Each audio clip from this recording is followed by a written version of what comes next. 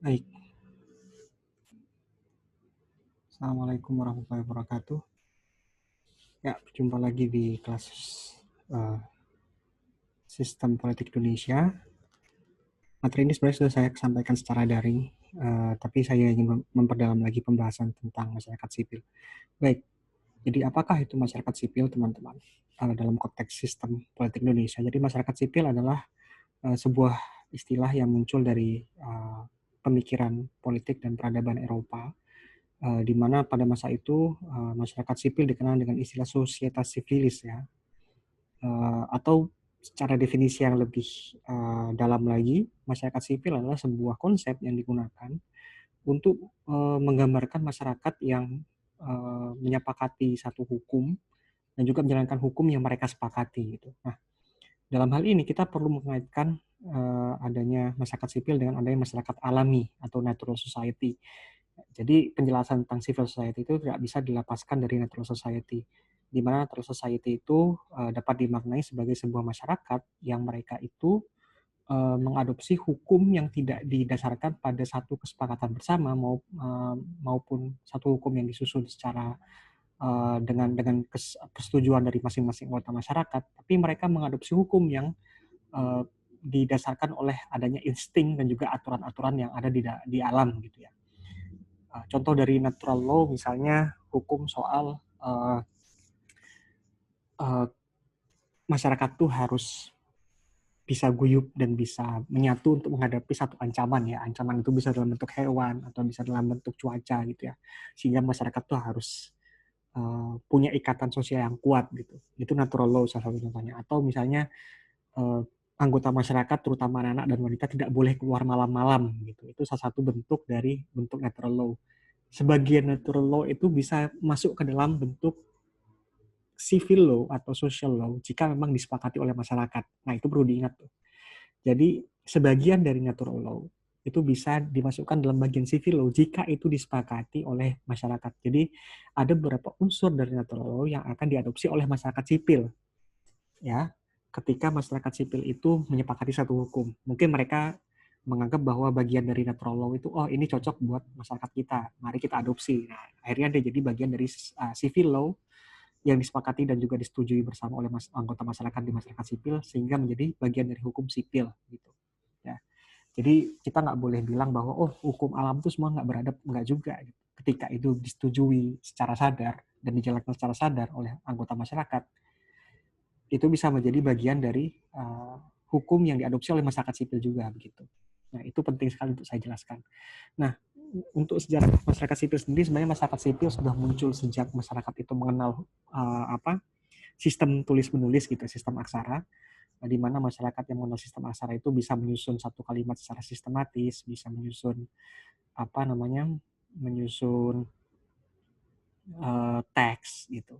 Dan teks itu bisa dibaca oleh semua orang gitu. Ketika kemudian masyarakat sudah beralih dari sistem pratulisan menuju sistem tulisan, nah disitulah mulai muncul yang namanya hukum tertulis dan hukum yang disepakati bersama begitu. Ya. Nah, bagaimana definisi masyarakat sipil? Nah, menurut Niraj Oke ya sebagai seorang pakar ilmu sosial, masyarakat sipil itu adalah sebuah ruang di mana masyarakat itu memiliki hubungan dengan negara. Nah, ini kita kaitkan dengan politik.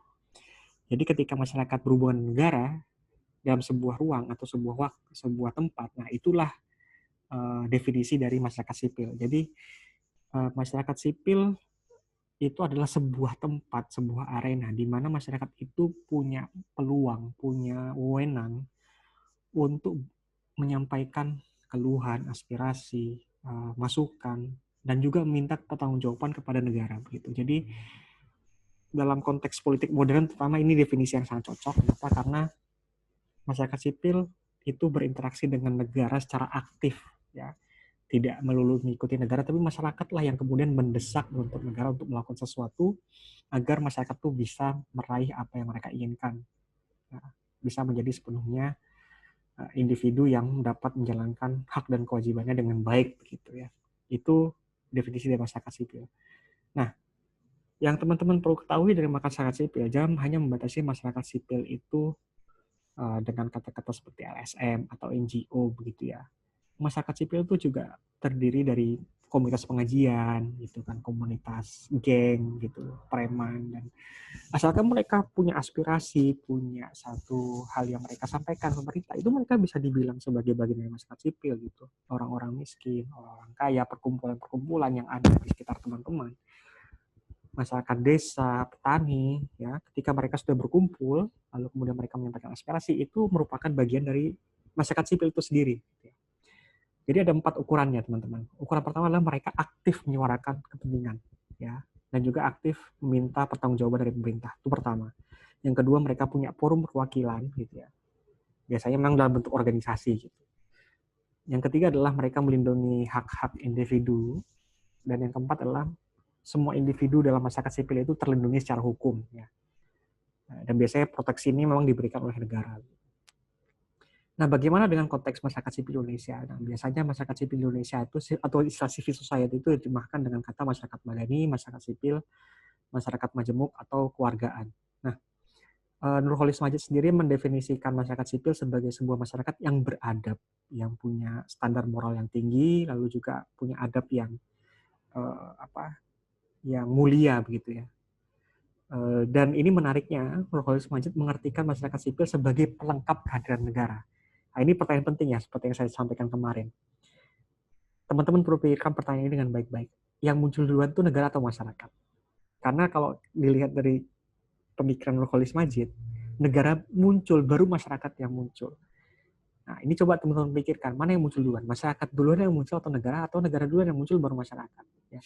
Kalau dalam konteks Nurholis Majid ini, Nurholis Majid lihat bahwa negara yang muncul baru masyarakat itu ada. Gitu. Ya. Ini konsekuensinya besar sekali, teman-teman. Ada juga kemudian pemahaman yang mengatakan bahwa masyarakat sipil itu hadir sebagai penyeimbang kehadiran negara. Itu menarik juga untuk kita kaji lagi lebih lanjut. Nah, sayangnya di Indonesia, dalam konteks Indonesia, masyarakat sipil itu selalu lemah. Gitu. Kenapa masyarakat sipil itu selalu lemah? Karena masyarakat sipil itu selalu mengalami yang namanya represi, selalu mengalami yang namanya penekanan dari negara. Gitu ya. Kenapa mengalami penekanan? Karena masyarakat sipil itu tidak bisa terbentuk secara mandiri gitu ya. Jadi salah satu syarat yang memungkinkan munculnya masyarakat sipil adalah punya kekuatan ekonomi dan politik yang mandiri. Sedangkan di Indonesia, karena kita pertama dijajah, yang kedua kekuasaan politik dan ekonomi terpusat pada satu kalangan atau satu golongan politik atau suku atau ekonomi gitu, sehingga kemudian masyarakat yang berada di bawah ya atau berada di tengah itu mereka tidak punya kekuatan politik dan ekonomi yang maksimal, sehingga orang-orang di kelas menengah Indonesia pada masa itu tidak bisa muncul sebagai pihak yang mengembangkan konsepsi masyarakat sipil di Indonesia. Nah, yang terjadi adalah di Indonesia masyarakat sipil dioptasi, dipergunakan untuk melegitimasi rezim Orde Baru gitu ya. Karena kebanyakan dari bagian masyarakat sipil itu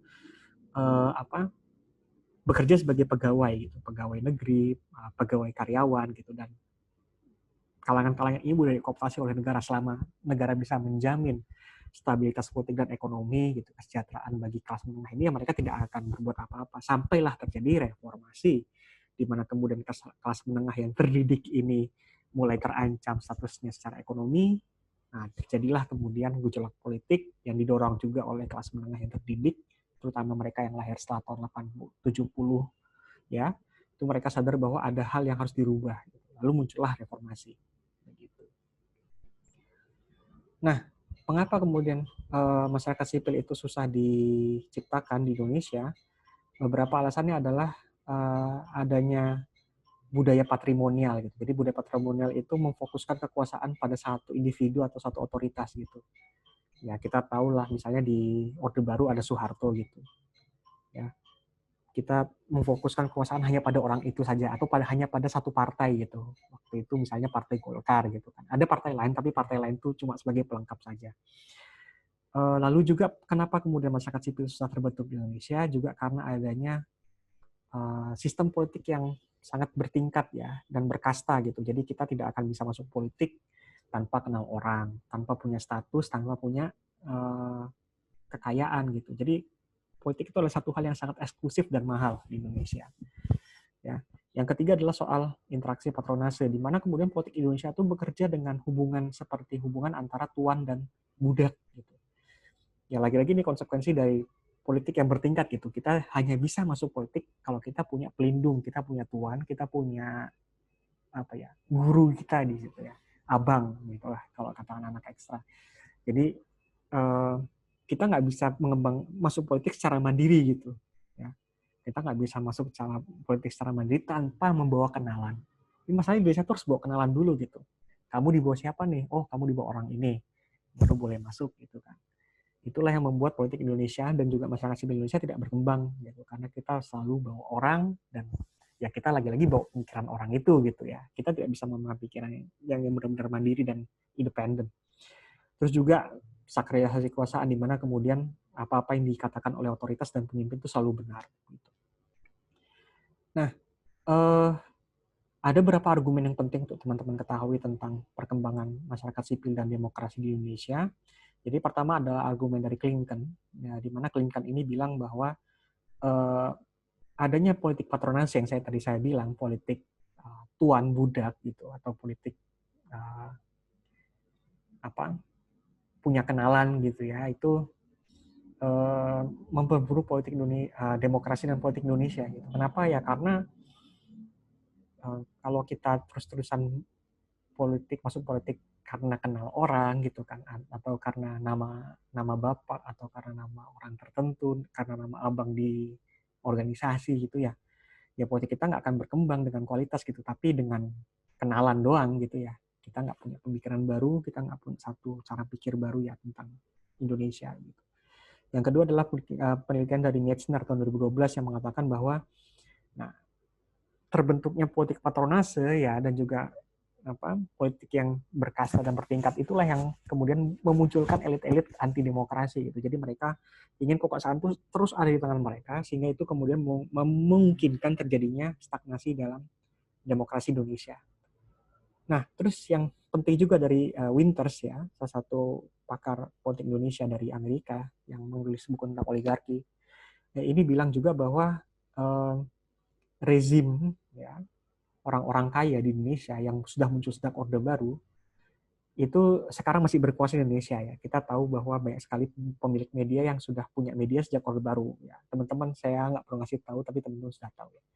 Dan selama mereka berkuasa, kita tidak pernah punya media yang benar-benar independen gitu ya, yang tidak pernah benar-benar memberikan satu hal yang memang berdasar dari aspirasi masyarakat gitu. Oke, begitu saja teman-teman. Assalamualaikum warahmatullahi wabarakatuh.